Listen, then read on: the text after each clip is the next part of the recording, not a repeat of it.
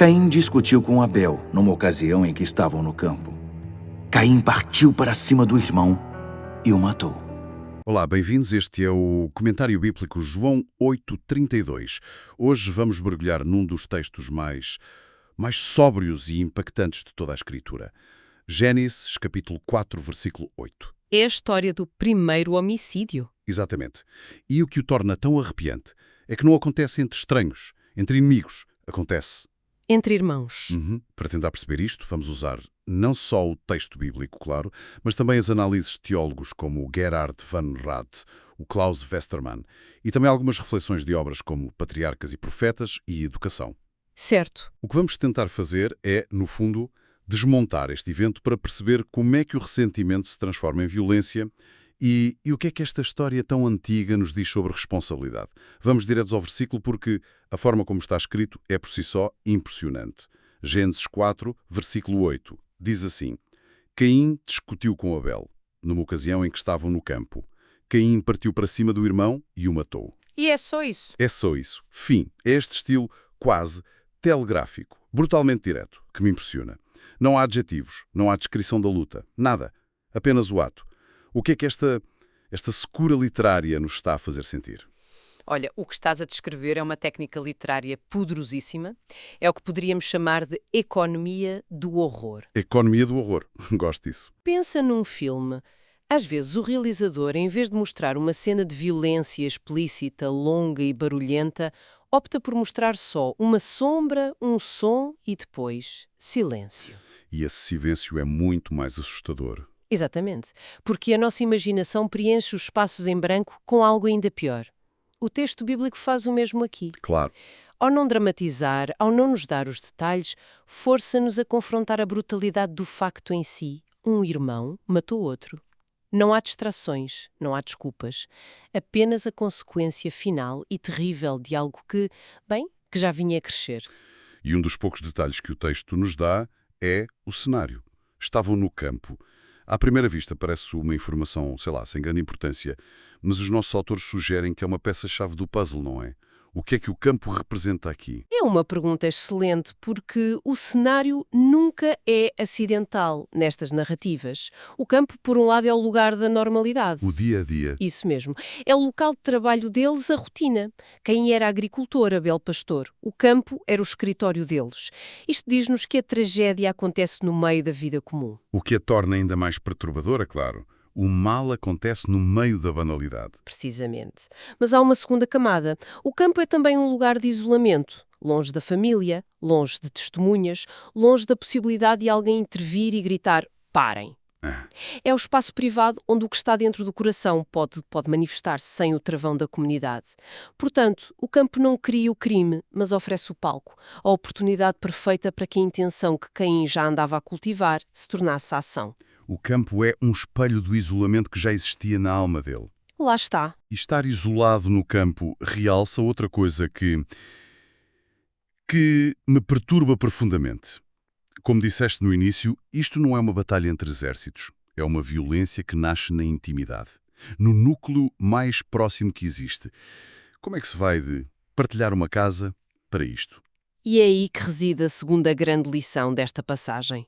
Representa uma escalada trágica do mal. Se recuarmos um capítulo, a Gênesis 3, temos o pecado no Jardim do Éden. A desobediência. Exato. Uma desobediência, um ato que quebrou a relação vertical entre os seres humanos e Deus. Mas aqui em Gênesis 4 vemos esse problema a alastrar-se. A fratura vertical transforma-se numa fratura horizontal. A alienação de Deus leva à alienação entre as pessoas.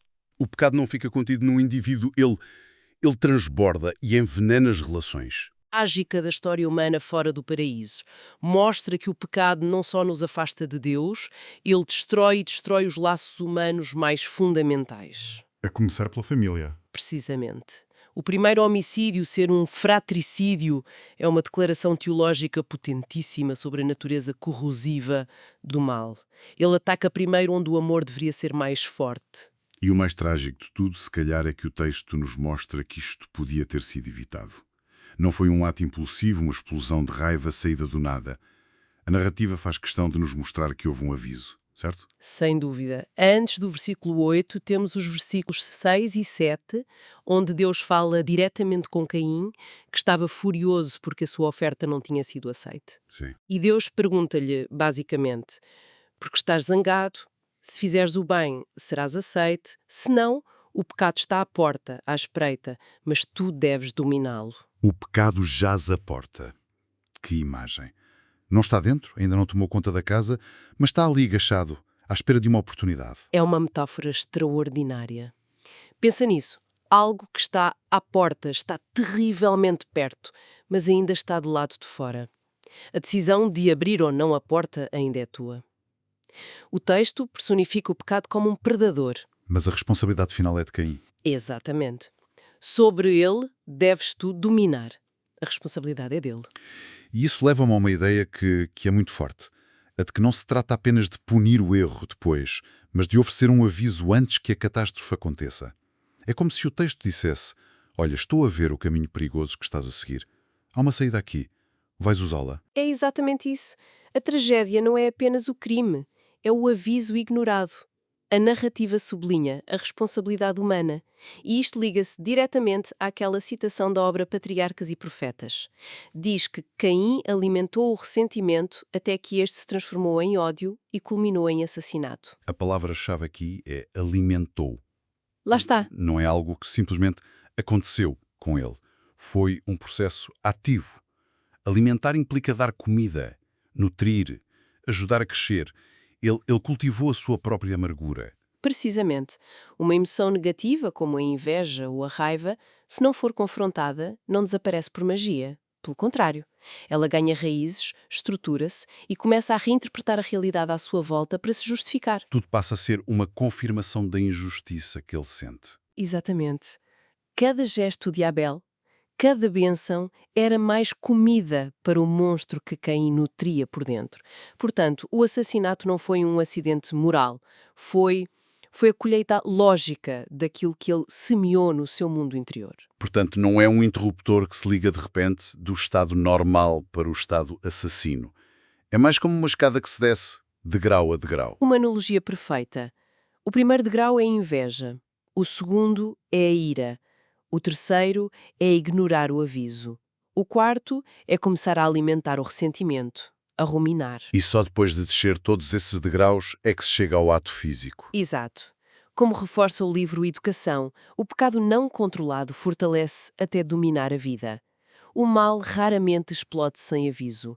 Ele amadurece em silêncio. E depois do ato, as consequências. Também não ficam contidas. A história não acaba com a morte de Abel. Não de todo.